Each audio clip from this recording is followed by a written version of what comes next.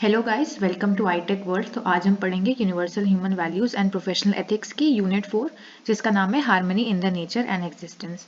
तो चौथी यूनिट में हम अपना आखिरी लेवल पढ़ेंगे।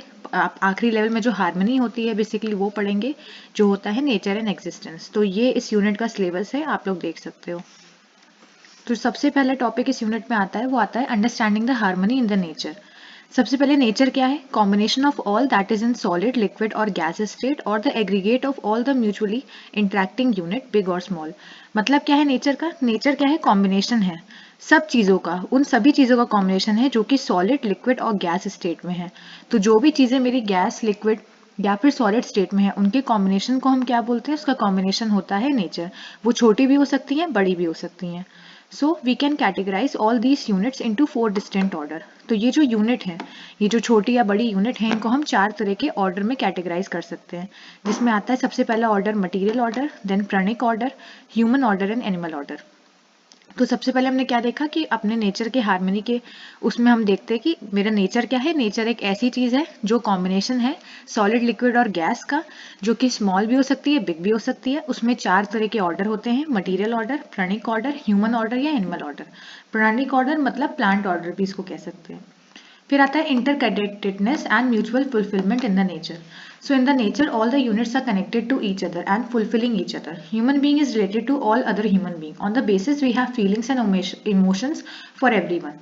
तो यहाँ पर बताया गया है कि जो मेरे 4 ऑर्डर हैं कि कैसे अपने अपने आप में आपस में म्यूचुअल फुलफिलमेंट को क्रिएट कर रहे हैं। तो सबसे पहले जो 2 ऑर्डर हैं, जो है material order and plant order या बायो ऑर्डर, जिसको हम प्राणिक ऑर्डर भी कहते हैं, वो कैसे अपने अंदर म्यूचुअल फुलफिलमेंट क्रिएट कर रहे हैं। तो सबसे पहले क्या है? Material order. So material order कैसा हो गया? जैसी वही सब चीज़ें जो मटेरियल की कैटेगरी में आती हैं वो होती हैं मटेरियल ऑर्डर। जैसे कि सॉइल हो गया, वाटर हो गया, एयर हो गया, ये हो गया मटेरियल ऑर्डर के अंदर। तो material order provides nutrients to the plant या bio order in the form of soil, minerals etcetera. तो जैसे मटेरियल ऑर्डर क्या है? वो सॉइल हो गई, तो वो न्यूट्रिएंट प्रोवाइड करेगी किसको? प्लांट को। उसी तरीके से जो प्लांट है जो कि बाय ऑर्डर में आता है, वो क्या करेगा? वो डीके होगा, मतलब वो खराब होगा, और वो क्या करेगा? वो न्यूट्रिएंट प्रोवाइड करेगा मेरी सॉइल को। तो वो क्या करेगा? दस इनरिचिंग द सॉइल। तो वो एक फर्टिलाइजर की तरह काम करेगा और मेरी सॉइल को इनरिच करेगा। सॉइल किसका पार्ट हो गया? मटेरियल ऑर्डर का। तो इस तरह से मटेरियल ऑर्डर और प्लांट ऑर्डर अपने आपस में म्यूचुअल फुलफिलमेंट क्रिएट करते हैं। मटेरियल ऑर्डर सॉइल जो होता है वो क्या करता है कि जो मेरा प्लांट है उसको न्यूट्रिशन प्रोवाइड करता है, और प्लांट ऑर्डर क्या करता है? प्लांट ऑर्डर डीके होके सॉइल को इनरिच करता है। अब आता है सेकंड पॉइंट। सेकंड पॉइंट क्या है? मटेरियल ऑर्डर, प्लांट ऑर्डर और एनिमल ऑर्डर। इसमें एनिमल ऑर्डर एक और आ गया। तो इसमें क्या होता है? ये कैसे आपस में म्यूचुअल फुलफिलमेंट क्रिएट करते हैं? Material order provides the basis for the movement of all the animal, birds and fishes. तो जो मटेरियल ऑर्डर है, जैसे ज़मीन हो गई या सॉइल हो गई, तो इसमें क्या होता है? ये basis for movement of animal, birds and fishes. तो उनके मूवमेंट के लिए, उनके मूवमेंट को बेसिकली प्रोवाइड करते हैं। और water, oxygen and other gases, ये भी मटेरियल ऑर्डर के अंदर आ गया, are necessity for both plants and animal. तो जो मेरा यहाँ पर बताया गया कि मटेरियल ऑर्डर दोनों ऑर्डर को कैसे हेल्प करते हैं। मटेरियल ऑर्डर सबसे पहले बेसिस प्रोवाइड करता है मूवमेंट के लिए। दूसरी बात, ये जो वाटर है, ऑक्सीजन है, गैसेस है, ये प्लांट ऑर्डर और एनिमल ऑर्डर दोनों को चाहिए होती है। अब बताया गया है एनिमल ऑर्डर। तो animal order help enrich the soil with its excreta and this excreta helps the plant with nutrient. तो एनिमल ऑर्डर मेरे प्लांट ऑर्डर और मटेरियल ऑर्डर को इस वे में म्यूचुअल फुलफिलमेंट ये लोग क्रिएट करते हैं। अब आता है नेक्स्ट। नेक्स्ट क्या हो गया? जो चारों ऑर्डर हैं उनके बीच में म्यूचुअल फुलफिलमेंट कैसे क्रिएट होती है। So we are not able to, यहाँ पर वी क्या है? वी है ह्यूमन ऑर्डर। ह्यूमन ऑर्डर मतलब हम लोग की बात करी जा रही है, ह्यूमंस की। तो we are not able to ensure this mutual fulfilment. We are dependent on the material order for soil and mineral. तो यहाँ पर बताया गया है कि हम ये जो म्यूचुअल फुलफिलमेंट है इसको हम इंश्योर नहीं कर पा रहे हैं। हम जो मटेरियल ऑर्डर है उस पर हम किस पे रिलाई करते हैं? हम उसकी सॉइल और मिनरल पे रिलाई करते हैं, मेटल्स पे रिलाई करते हैं, but only end up by polluting the soil and depleting the fossil fuel. लेकिन हम चाहते हैं कि हमें सॉइल मिले, मिनरल्स मिले, पर at the end of day हम क्या करते हैं? उसको डिप्लीट कर देते हैं, फॉसिल फ्यूल को या फिर सॉइल को, उसको पल्यूट कर देते हैं। We are dependent on plant, तो हम प्लांट पे डिपेंडेंट हैं for our food and holding together the large ecosystem, but we have destroyed forests and destroyed multiple species of plant and herbs. We are dependent on animals to carry out our production and transportation activity, but have made many species of animal extinct and are today known for our cruelty towards animal। तो यहाँ पर यही बताया गया है कि कैसे human order बाकी तीनों ऑर्डर को एक्सप्लॉइट कर रहा है। वो उनके साथ म्यूचुअल फुलफिलमेंट नहीं क्रिएट कर पा रहा है। जैसे मटेरियल ऑर्डर को कैसे कर रहा है, उसको मटेरियल ऑर्डर चाहिए सॉइल और मिनरल के लिए, मेटल के लिए, पर वो कर क्या रहा है, वो सॉइल को पल्यूट कर रहा है, फॉसिल फ्यूल को डिप्लीट कर रहा है। उसको प्लांट चाहिए अपने फूड के लिए, पर वो क्या कर रहा है, वो फॉरेस्ट को काट रहा है और बहुत सारी स्पीशीज जो है वो प्लांट की उनको डिस्ट्रॉय कर रहा है।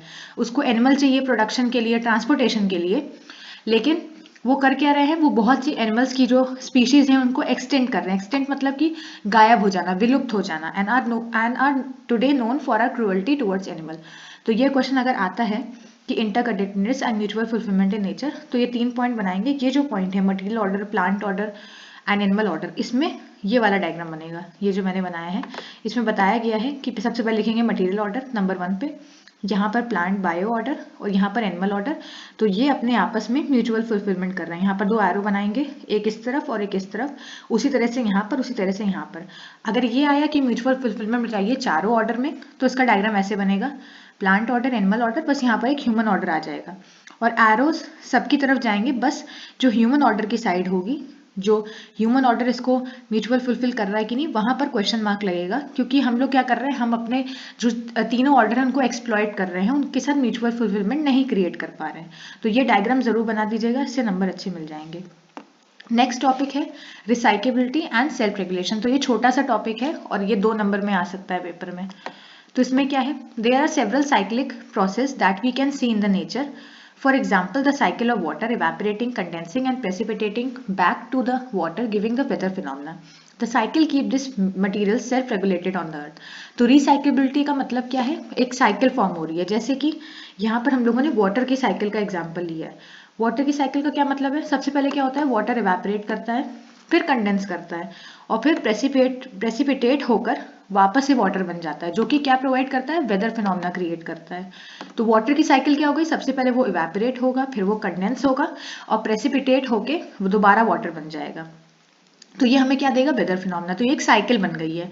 The cycle keeps this materials self-regulated on the earth. Breed of plant and animals are similarly self-regulated in their environment. In a single breed of animal, the number of males and females generated through procreation is such that the continuity of the species is ensured by itself. This happens with humans too, but inhuman practices have led to disproportionate numbers of men and women. These two characteristics, namely cyclic nature and self-regulation, provide us with some clues of harmony that is in the nature.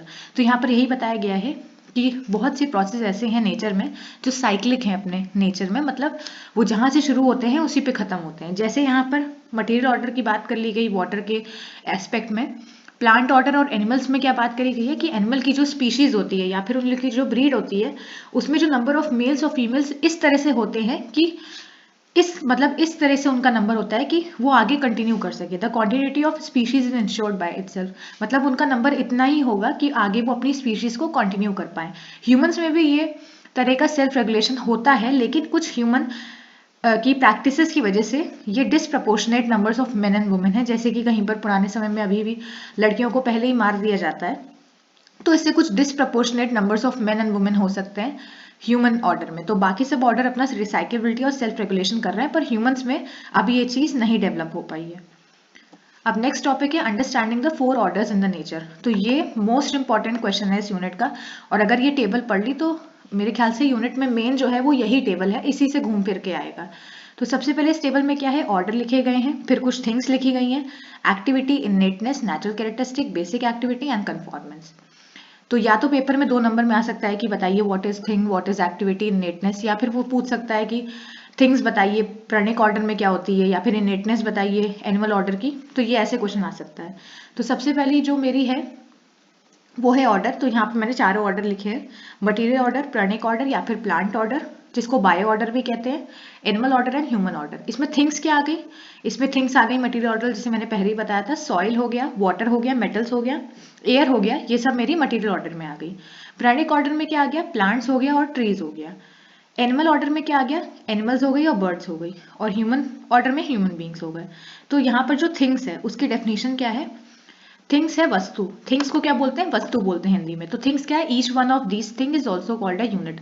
तो ये जो मेरी things है इसको हम unit भी बोल सकते हैं। यूनिट मतलब, यूनिट हम लोग अभी आगे पढ़ेंगे, लेकिन यूनिट का मतलब क्या है, एक बार समझ लो कि थिंग्स जो है वो यूनिट है।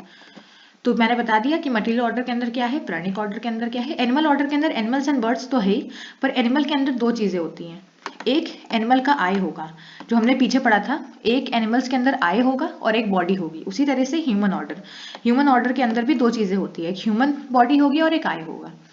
अब आता है इनकी एक्टिविटी, कि इन दोनों में, इन सारी चारों ऑर्डर में एक्टिविटी क्या होती है। सबसे पहले एक्टिविटी की डेफिनेशन क्या है।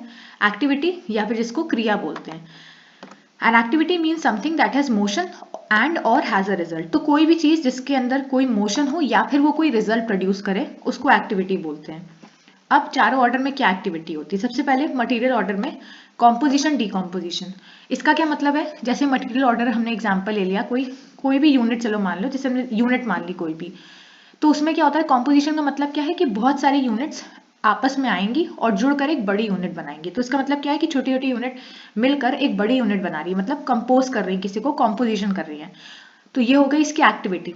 डीकॉम्पोजिशन क्या हो गया, डीकॉम्पोजिशन हो गया कि एक बहुत ही बड़ी यूनिट है जो टूटकर बहुत सारी छोटी छोटी यूनिट बना रही है। तो इसका क्या हो गया, डीकॉम्पोजिशन। डीकॉम्पोजिशन मतलब बड़े से छोटी छोटी यूनिट बन रही है, कॉम्पोजिशन मतलब छोटी से बहुत सारी छोटी यूनिट से एक बहुत बड़ी क्वांटिटी बन रही है, उसको बोलते हैं कॉम्पोजिशन।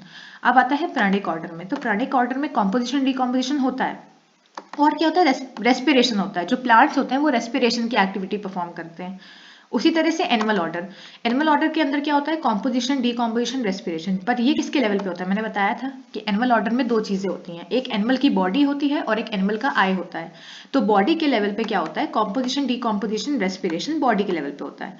और सिलेक्शन क्या होता है, सिलेक्शन होता है आई के लेवल पे। सिलेक्शन मतलब कि चूज करना। जैसे अगर कोई गाय है तो उसको घास खानी है कि नहीं, या फिर उसको कोई पत्ता खाना, मतलब कुछ भी है, तो उसको सिलेक्ट करना पड़ेगा। तो उनके में क्या होती है, उनकी आई के मतलब उनके सेल्फ में कौन सी एक्टिविटी होती है, सिलेक्शन की एक्टिविटी होती है। उसी तरह से ह्यूमन ऑर्डर में भी दो चीजें होती हैं, एक ह्यूमन बॉडी और एक सेल्फ। तो बॉडी में क्या होता है, वही same, composition decomposition respiration and body. और आई में क्या होता है, सिलेक्शन तो होता ही है। ह्यूमंस के अंदर कुछ थॉट होते हैं और कुछ डिजायर भी होती है, कुछ वो सोचते हैं, कुछ उनका सोचने का तरीका होता है, और उनकी कुछ इच्छाएं होती हैं, कुछ डिजायर होती हैं। तो ये उनके आई के लेवल पे होता है। तो अगर एक्टिविटी आएगी तो ये ह्यूमन ऑर्डर, एनिमल ऑर्डर, प्राणिक और मटेरियल ऑर्डर की एक्टिविटी है। अब आता है इननेटनेस, कि इन चारों ऑर्डर की इननेटनेस क्या है। सबसे पहले देखते हैं इननेटनेस होता क्या है। इननेटनेस क्या है, इननेटनेस मतलब धारणा, N intrinsic quality that can not be separated from it. It का मतलब क्या है, इट का मतलब है कि जो मेरे चारों ऑर्डर है उनकी बात करी जा रही है, कोई भी हो सकता है यहाँ पर, मटेरियल, प्राणिक, ह्यूमन या फिर एनिमल। तो एक ऐसी क्वालिटी, एक ऐसी इंट्रिंसिक क्वालिटी जो कि किसी से सेपरेट नहीं करी जा सकती है, वो उनके अंदर ही होती है, उसको बोलते हैं इननेटनेस। तो मटेरियल ऑर्डर में क्या होती है, वही सेम, कि एग्जिस्टेंस, मतलब मटेरियल ऑर्डर क्या है, एग्जिस्ट करता है। जैसे कि मेरा वाटर है या फिर मेरी सॉइल है या फिर मेरा एयर है, तो वो क्या कर रहा है, वो एग्जिस्ट कर रहा है, इसलिए उसकी इननेटनेस है। उससे हम उसको छीन नहीं सकते हैं, उससे हम उसको हटा नहीं सकते हैं, वो उसकी इंट्रिंसिक क्वालिटी है। तो वो हो गया एग्जिस्टेंस। प्राणिक ऑर्डर में क्या है, एग्जिस्टेंस तो होती है, जैसे कोई प्लांट है तो वो एग्जिस्ट तो कर रहा है, और उसकी ग्रोथ भी हो रही है। ग्रोथ कैसे, मेरे ख्याल से ऐसे कि जैसे मैंने कोई पेड़ लगाया तो वो बढ़ेगा, कुछ टाइम बाद बढ़ता रहेगा, तो ये उसकी क्या हो गई, ये उसकी ग्रोथ हो गई। आप उसको इससे अलग नहीं कर सकते। अगर आप उसको काट देंगे, अगर आप प्लांट को काट देंगे तो फिर वो प्राणिक ऑर्डर नहीं रहेगा, फिर वो मटेरियल ऑर्डर बन जाएगा सॉइल में मिलके। तो ये हो गई इसकी ग्रोथ। तो प्राणिक ऑर्डर में क्या है, एग्जिस्टेंस है, मतलब वो एग्जिस्ट भी करते हैं और ग्रोथ भी होती है उनकी। एनिमल ऑर्डर में एग्जिस्टेंस है और ग्रोथ है बॉडी के अंदर, पर आई के लेवल पे क्या है, will to live. Will to live का मतलब क्या है, जीने की इच्छा। जीने की इच्छा किस लेवल पे है, एनिमल्स के आई के लेवल पे है। ह्यूमन ऑर्डर में क्या है, एग्जिस्टेंस है, ग्रोथ है, बॉडी के अंदर सेम है, पर ह्यूमन ऑर्डर में क्या है, will to live with happiness in I. Animal order और ह्यूमन ऑर्डर में यही एक डिफरेंस है, कि जो मेरा एनिमल ऑर्डर है उसमें क्या है, कि वो जीना चाहता है, उसके अंदर एक जीने की चाह है। लेकिन ह्यूमन ऑर्डर में क्या है, खुशी से जीने की चाह है, कि will to live with happiness in I. तो ये दोनों ऑर्डर्स में ये डिफरेंस है। अब आता है नेचुरल कैरेक्टरिस्टिक। नेचुरल कैरेक्टरिस्टिक क्या होती है, नेचुरल कैरेक्टरिस्टिक होता है स्वभाव। स्वभाव मतलब वैल्यू और participation. The characteristic the order displays in nature to itself, मतलब किसी भी चीज की वैल्यू क्या है या फिर उसका पार्टिसिपेशन क्या है, वो होता है नेचुरल कैरेक्टरिस्टिक। तो मटेरियल ऑर्डर में वही कॉम्पोजिशन डीकॉम्पोजिशन जो मैंने पहले बताया। प्राणिक ऑर्डर में कॉम्पोजिशन डीकॉम्पोजिशन जो इसकी एक्टिविटी के अंदर भी था, पर प्राणिक ऑर्डर में ये चीज और आती है, जैसे नर्चर वर्सन। जैसे कि मैं किसी प्लांट का एग्जांपल ले लूँ कि कोई मुझे हर्ब बताई गई है डॉक्टर ने कि वो बहुत अच्छी है, तो वो मेरी बॉडी को क्या करेगी, वो मेरी बॉडी को नर्चर करेगी, उसको मतलब उसको सही करेगी, उसको प्रोटेक्ट करेगी। पर वर्सन में क्या होगा, जैसे एक वो आता है फ्रूट जिसको धतूरा बोलते हैं, जिसको वो क्या होता है, वो हार्मफुल होता है हमारी बॉडी के लिए। अगर हमने उसको खाया तो वो मेरी बॉडी को वर्सन करेगी। तो ये इसकी नेचुरल कैरेक्टरिस्टिक हो गई कि या तो वो नर्चर करेगा प्लांट, या तो मेरी बॉडी को वर्सन करेगा। उसी तरह से एनिमल ऑर्डर में क्या होता है, कॉम्पोजिशन, डिकॉम्पोजिशन, नर्चर, वर्सन, जो प्राणिक में आता है। उसके बाद क्या होता है, नॉन क्रुएल्टी एंड क्रुएल्टी इन आई। इसका मतलब क्या है कि एनिमल ऑर्डर हमें पता है कि एनिमल्स, कुछ एनिमल्स होते हैं नॉन क्रूअल होते हैं, जैसे कि डियर हो गया, काउ हो गई, ये सब नॉन क्रूअल एनिमल्स आ गए। क्रुएल्टी मतलब क्या हो गया, क्रूअल एनिमल्स, जैसे कि वाइल्ड एनिमल्स हो गए, लायन हो गया, टाइगर हो गया। तो ये हो गए cruelty and non cruelty in I. तो आई के लेवल पे एनिमल्स में दो होता है, या तो वो नॉन क्रूअल होगा या तो क्रूअल होगा। ह्यूमन ऑर्डर में क्या है, composition, decomposition, nurture, worsen and body, plus perseverance, bravery and generosity in I. तो ये जो तीनों क्वालिटीज होती हैं, ब्रेवरी होती है, जेनरोसिटी होती है, परसिवरेंस होती है, आई के लेवल पे वो ह्यूमन ऑर्डर के अंदर आती है। यहाँ पर मैंने लिख भी दिया है परसिवरेंस क्या होता है। परसिवरेंस मतलब धीरता, being assured that all the encompassing solution is to understand and live in harmony at all the 4 levels. मतलब परसिवरेंस का मतलब है कि हमें चारों लेवल की जो हार्मनी है उसको समझना है और उसके अकॉर्डिंग लिव करना है। उसके बाद होता है ब्रेवरी। ब्रेवरी क्या है, I am ready to help the other to have the right understanding. Perseverance क्या होगा कि मुझे पता है चारों लेवल की हार्मनी और मैं उसके अकॉर्डिंग रहूंगा। ब्रेवरी क्या होगा कि मैं दूसरे को भी मदद करूंगा उसके अकॉर्डिंग रहने में। और जेनरोसिटी मतलब उदारता, I am ready to invest myself, my body, wealth to help the other have the right understanding. और जेनरोसिटी का मतलब क्या है, उदारता, जिसका मतलब है कि मैं खुद को इन्वेस्ट करूंगा, मेरी बॉडी को इन्वेस्ट करूंगा, मेरी हेल्थ को, मेरी वेल्थ को इन्वेस्ट करूंगा दूसरे को हेल्प करने के लिए, उस राइट अंडरस्टैंडिंग को अचीव करने के लिए। अब ये हो गई मेरी नेचुरल कैरेक्टरिस्टिक। अब आता है बेसिक एक्टिविटी। बेसिक एक्टिविटी क्या है, मटेरियल ऑर्डर है तो रिकॉग्नाइजिंग फुलफिलमेंट, जो हमने सेकंड यूनिट में पढ़ाई था। प्राणिक order recognizing fulfilment, animal order में रिकॉग्नाइजिंग फुलफिलमेंट बॉडी के पार्ट में, पर assuming recognizing and fulfilment in I. यहाँ पर नोइंग नहीं होता है एनिमल के लेवल पे। और जैसे हमने सेकंड यूनिट में पढ़ा था कि ह्यूमन ऑर्डर में क्या होता है, आई के लेवल पे 4 एक्टिविटी होती है, knowing, assuming, recognizing and fulfilling. मतलब किसी चीज को जानना, उसको अज्यूम करना, फिर उसको रिकॉग्नाइज करके उसको फुलफिल करना आई के लेवल पे। ये हो गया ह्यूमन ऑर्डर में। अब आता है कन्फॉर्मेंस। कन्फॉर्मेंस क्या होता है, कोई भी ऐसी चीज, यहाँ लिखा भी है कि कोई इसको कन्फॉर्मेंस को अनुसंगता भी बोलते हैं। तो ये क्या होता है, कोई भी ऐसी चीज जो कॉन्टिन्यूटी है, मतलब लगातार चली आ रही है, उसको बोलेंगे कन्फॉर्मेंस। तो मटेरियल ऑर्डर के अंदर क्या होता है, कॉन्स्टिट्यूशन कन्फॉर्मेंस। इसका मतलब क्या है, कॉन्स्टिट्यूशन कन्फॉर्मेंस का मतलब है कि मेरे पास अगर कोई ऑक्सीजन का मॉलिक्यूल है तो वो ऑक्सीजन की तरह ही दिखेगा, वो अपने कॉन्स्टिट्यूशन की तरह दिखेगा। प्राणिक ऑर्डर में सीड कन्फॉर्मेंस, जैसे उसके नाम से समझ में आ रहा है, सीड मतलब अगर तुमने किसी चीज का सीड लगाया है, जैसे कि किसी भी कोई भी प्लांट ले लो, उसका सीड लगाया है, तो जो उसका प्लांट बनेगा जब वो बड़ा होगा तो वो उसी की तरह होगा। ऐसा नहीं कि हमने किसी चीज का सीड लगाया तो वो दूसरे प्लांट की तरह रिजेंबल करेगा, जिस चीज का सीड लगाया है वो वही प्लांट बनेगा। तो इसलिए इसमें सीड कन्फॉर्मेंस होती है। एनिमल कन्फॉर्मेंस, एनिमल ऑर्डर में क्या होता है, ब्रीड कन्फॉर्मेंस। जैसे डियर है तो वो उसका जो नेक्स्ट जनरेशन होगा वो भी डियर ही होगा। अब है ह्यूमन ऑर्डर। ह्यूमन ऑर्डर में क्या है, ह्यूमन ऑर्डर में राइट वैल्यूज या संस्कार कन्फॉर्मेंस होती है। जो ह्यूमंस होते हैं वो अपने संस्कारों की वजह से जाने जाते हैं, इसलिए उन लोगों में राइट वैल्यूज या संस्कार कन्फॉर्मेंस होती है।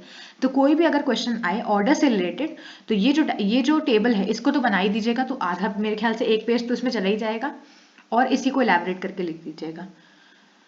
अब आता है नेक्स्ट टॉपिक, जो कि है harmony in the existence. Harmony in the existence, nature हमने पढ़ लिया पहले, चारों ऑर्डर पढ़ लिए, अब एग्जिस्टेंस में हार्मनी। तो एग्जिस्टेंस क्या है, सबसे पहले all the units together constitute nature. तो जितनी भी यूनिट्स है, मैंने पीछे पढ़ा था, यूनिट स्मॉल हो सकती हैं, बड़ी हो सकती है, छोटी हो सकती हैं, लिक्विड सॉलिड फॉर्म कोई भी हो सकती है, लेकिन जब जो सारी यूनिट जो टुगेदर कॉन्स्टिट्यूट करती है उसको नेचर बोलते हैं। All the units of nature exist in space. और ये जो नेचर है जिसके अंदर सभी यूनिट्स हैं वो स्पेस के अंदर एग्जिस्ट करती हैं। और एग्जिस्टेंस क्या है, कुछ भी नहीं है, नेचर जो है वो है स्पेस में। मतलब जो मेरा नेचर है वो स्पेस में होगा तो उसको एग्जिस्टेंस बोलेंगे। यहाँ लिखा भी है नेचर सबमर्ज्ड इन स्पेस। अब आता है एग्जिस्टेंस, मैंने यहाँ पर डेफिनेशन लिख दिया कि एग्जिस्टेंस मतलब एग्जिस्ट से बना है और एसेंस से बना है। एग्जिस्ट मतलब टू बी और एसेंस मतलब harmony. So what ever exist, कोई भी ऐसी चीज जो एग्जिस्ट करती है उसको एग्जिस्टेंस बोलते हैं।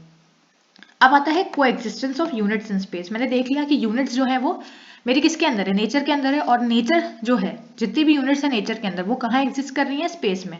तो उनके बीच में कोएग्जिस्टेंस कैसे क्रिएट हो रही है वो यहाँ बताया गया है कि कोएग्जिस्टेंस, मैंने पहले बताया था कि कोएग्जिस्टेंस एक इंपॉर्टेंट डेफिनेशन है, वो पेपर में आ सकती है। तो कोएग्जिस्टेंस क्या है, coexistence is a state in which 2 और more groups are living together while respecting their differences and resolving their conflicts non violently.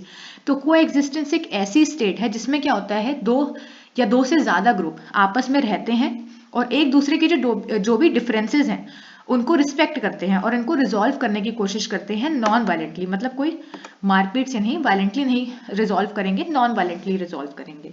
जैसे हमने ऊपर पढ़ा था, इसमें भी यही है कि अगर यूएचपी में यही चीज है कि डायग्राम जितने बनाएंगे उतने ज्यादा नंबर मिलेंगे।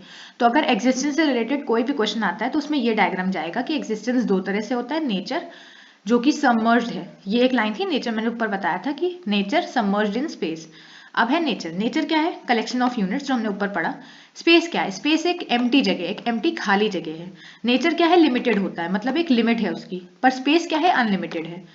नेचर क्या है, एक्टिव है, नेचर के अंदर एक्टिविटी होती रहती है, पर जो मेरा स्पेस है उसके अंदर कोई एक्टिविटी नहीं है। उसके बाद नेचर क्या है, नेचर के अंदर एनर्जी है, पर स्पेस के अंदर क्या है, इक्विलिब्रियम में एनर्जी है, मतलब सारी एनर्जी एक दूसरे को कैंसिल कर दे रही है, तो हमें लग रहा है कि कोई एनर्जी नहीं है, पर एनर्जी होती है। इसके अंदर क्या है, recognises and fulfils the relation, इसमें होता है ऑल रिफ्लेक्टिंग ट्रांसपेरेंट। फिर होता है सेल्फ ऑर्गेनाइज, जो नेचर के अंदर होता है वो सेल्फ ऑर्गेनाइजेशन अवेलेबल होता है, और स्पेस के अंदर भी वही चीज है। फिर आता है यूनिट, इसमें आता है ऑल परवेजिव, मटेरियल अनित्य है, अनलिमिटेड। ये सब चीजें इतनी इंपॉर्टेंट नहीं है, बेसिकली ये जो मैंने 4 पॉइंट बताए हैं ये मेन इंपॉर्टेंट है इसमें, नेचर और इसमें, कि ये लिमिटेड होता है, ये अनलिमिटेड होता है, इसमें एक्टिविटी होती है, इसमें कोई एक्टिविटी नहीं होती है, यहाँ एनर्जी होती है, यहाँ इक्विलिब्रियम एनर्जी होती है, और ये रिकॉग्नाइजिंग एंड फुलफिलिंग, और यहाँ पर ऑल रिफ्लेक्टिंग ट्रांसपेरेंट। मतलब एग्जिस्टेंस दो तरह से होता है, नेचर सबमर्ज्ड इन स्पेस, ये चीज नेचर होती है और ये चीज स्पेस होता है। अब एक इंपॉर्टेंट क्वेश्चन, एग्जिस्टेंस इज को एग्जिस्टेंस, ये क्वेश्चन भी बहुत इंपॉर्टेंट है कि एग्जिस्टेंस को एग्जिस्टेंस है। मैंने को एग्जिस्टेंस बताया जिसमें बहुत से दो या दो से ज्यादा जो ग्रुप्स होंगे वो आपस में रहेंगे और अपने डिफरेंसेस को रिजॉल्व करेंगे नॉन वायलेंटली। तो वही चीज यहाँ डायग्राम के थ्रू बताई गई है कि एग्जिस्टेंस क्या है, unit submerged in space, units क्या है, वही नेचर लिमिटेड इन साइज, वही चीज जो मैंने पीछे बताई वही चीज यहाँ लिखी हुई है। अब जो मेरे यूनिट्स हैं या फिर जो मेरा नेचर है वो दो कैटेगरीज में है, एक मटीरियल ऑर्डर है, एक मटीरियल हो गया और एक आई हो गया जो कॉन्शियस है, ठीक है। तो मटेरियल में क्या हो गया, मटेरियल ऑर्डर आ गया और प्राणिक ऑर्डर आ गया, ठीक है। तो मटेरियल में क्या हो गया, मटेरियल ऑर्डर एंड प्राणिक ऑर्डर। मटेरियल ऑर्डर जैसे एटम हो गया, बहुत से एटम्स मिले तो मॉलिक्यूल बन गया, फिर मॉलिक्यूलर स्ट्रक्चर बन गया, मॉलिक्यूलर स्ट्रक्चर के अंदर लंप आ गया एंड फ्लूइड्स आ गया। तो यहाँ पर क्या है, ये साइक्लिक है, keeps going back, can not develop. फिर क्या आ गया, प्राणिक ऑर्डर। प्राणिक ऑर्डर के अंदर क्या है, जो मैंने पीछे पढ़ा, प्लांट सेल आ गई, प्लांट्स आ गई। अब मैंने पीछे बताया था कि एनिमल बॉडी के अंदर क्या होता है, एनिमल बॉडी होती है और आई होता है। तो जब ये एनिमल बॉडी मेरे, ये देखो ये वाला एरो है ना, ये वाला आई से जब मिलती है तो क्या बनता है, एनिमल ऑर्डर। उसी तरह से जब ह्यूमन बॉडी, ये जो है ना ये वाला एरो, ह्यूमन बॉडी जब मेरा आई से बनता है तो क्या बनता है, ह्यूमन ऑर्डर, जिसको हम ये बोलते हैं। तो ये डायग्राम आप लोग बना दीजिएगा, ये बहुत इंपॉर्टेंट डायग्राम है। अब ये इस यूनिट का लास्ट टॉपिक है, मैंने जो बता दिया था, existence is units in space, the units are of two type, मैंने यहाँ लिख दिया है, मटेरियल होता है या फिर कॉन्शियसनेस होता है। मटेरियल क्या होता है, ट्रांसफॉर्मेबल होती है और उनकी कॉम्पोजिशन कीप्स ऑन चेंजिंग होती है। जो मेरे पास मटेरियल है वो क्या होगा, वो ट्रांसफॉर्म हो सकता है और जो उसकी कॉम्पोजिशन है वो चेंज होती रहती है, इसलिए इसको क्या बोलते हैं, इसको बोलते हैं गतनशील, ठीक है। उसी तरह से जो कॉन्शियसनेस होता है, कॉन्शियसनेस क्या होता है, वो ट्रांसफॉर्म नहीं होता है। जो मेरा आई है वो थोड़ा ट्रांसफॉर्म हो पाएगा, वो वैसे ही रहता है और वो कंप्लीट होता है, ये चेंज होता रहता है इसका कॉम्पोजिशन, पर ये मेरा कंप्लीट होता है, इसलिए इसको क्या बोलते हैं, इसको बोलते हैं गतनपूर्ण, गतनपूर्ण एंड गतनशील। फिर एक completion of right understanding in human being, अगर राइट अंडरस्टैंडिंग ह्यूमन बीइंग के अंदर आ गई तो वो क्या क्रिएट करेगा, वो क्रिएट करेगा क्रियापूर्णति। And ability to live with right understanding is आचरण पूर्णता। मतलब इसमें कुछ नहीं बताया, इसमें ये बताया गया है कि मेरे यूनिट्स के भी दो टाइप होते हैं, मटेरियल और आई। मटेरियल क्या होता है, ट्रांसफॉर्म हो सकता है, उसकी कॉम्पोजिशन चेंज होती रहती है, इसलिए इसको गतनशील बोलते हैं। आई जो होता है वो ट्रांसफॉर्म नहीं हो सकता, इसलिए उसकी कॉम्पोजिशन को कंप्लीट बोलते हैं, वो गतनपूर्ण होता है। जब हम इस अंडरस्टैंडिंग को समझ लेते हैं तो क्रियापूर्णता, और जब उसके साथ रहने लगते हैं तो आचरण पूर्णता। तो इस तरह से मेरी यूनिट 4 भी कंप्लीट होती है। आई होप आप लोग को समझ में आई होगी। All the very best.